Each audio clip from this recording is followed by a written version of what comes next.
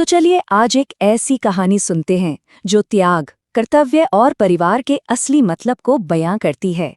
ये कहानी है अरविंद और काव्या की। हम इस कहानी की शुरुआत कर रहे हैं इसके अंत से, एक ऐसे वाक्य से जिसमें एक पूरी जिंदगी का वादा, एक पूरा सफर सिमट गया है।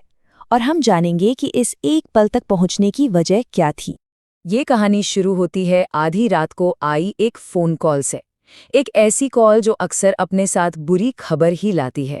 जरा सोचिए, रात के 2 बजे हैं, फोन बजता है और कुछ ही मिनटों में अरविंद की दुनिया हमेशा के लिए बदल जाती है। एक फोन कॉल, अस्पताल तक की दौड़ और उन्हें पता चलता है कि अब वो अपनी छोटी सी भांजी काव्या के अकेले जिम्मेदार हैं। एक ऐसी भूमिका जिसके लिए वो बिल्कुल भी तैयार नहीं थे। और अरविंद ने एक पल भी नहीं सोचा। उन्होंने जिम्मेदारी को अपना फर्ज समझा और अपनी दुखी भांजी काव्या को अपने घर ले आए। लेकिन देखिए, जहां अरविंद अपनी भांजी को अपनी बेटी मान रहे थे, वहीं उनकी पत्नी अलका उसे एक बोझ समझने लगी। और बस यहीं से घर में एक गहरा और दर्दनाक टकराव शुरू हो गया।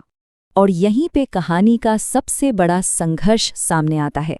एक तरफ था अरविंद का अपनी बहन से किया गया वादा, और दूसरी तरफ थीं अलका की अपनी चिंताएं जो धीरे धीरे नाराजगी में बदल रही थीं। अलका की ये नाराजगी जल्द ही क्रूरता में बदल गई, और जिस घर को काव्या का सहारा बनना था, वो उसके लिए एक जीता जागता नर्क बन गया।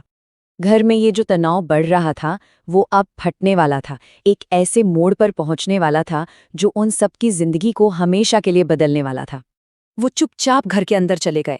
उन्हें जरा भी अंदाजा नहीं था कि वो अंदर क्या देखने वाले हैं, एक ऐसा सच जो सब कुछ तोड़कर रख देगा। ये देखकर अरविंद का दिल टूट गया, लेकिन इसके बाद उन्होंने जो सुना, उसने तो जैसे उनके दिल के टुकड़े टुकड़े कर दिए। सोचिए, काव्या के ये शब्द उसकी बेबसी और हताशा को दिखा रहे थे। जिस घर को उसका आश्रय बनना था, वो उसके लिए एक जेल बन चुका था। और उसी पल अरविंद ने एक फैसला ले लिया। उन्होंने अपनी शादी, अपने घर, सबसे ऊपर अपनी बहन से किए हुए वादे को रखा।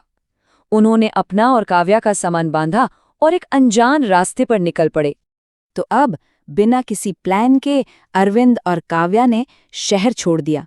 उनके पास सिर्फ अपने पुश्तैनी गांव में एक छोटा सा वीरान पड़ा घर था।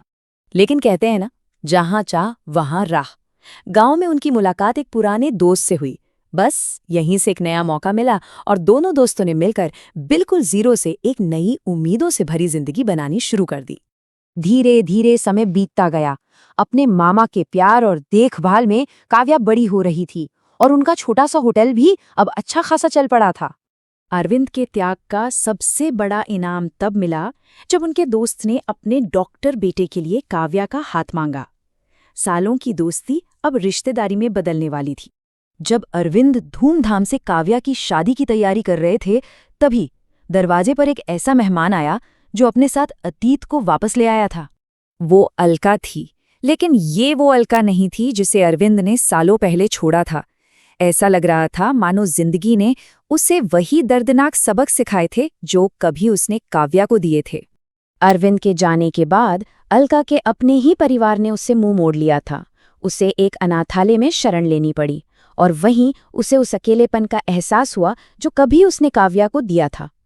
उसने अपना हक वापस नहीं मांगा, बस एक मौका मांगा, अपनी गलती सुधारने का, काव्या को आशीर्वाद देने का, और फिर चुपचाप अपनी जिंदगी में लौट जाने का। लेकिन अरविंद ने अपना फर्ज पूरा करने के बाद बड़ा दिल दिखाया।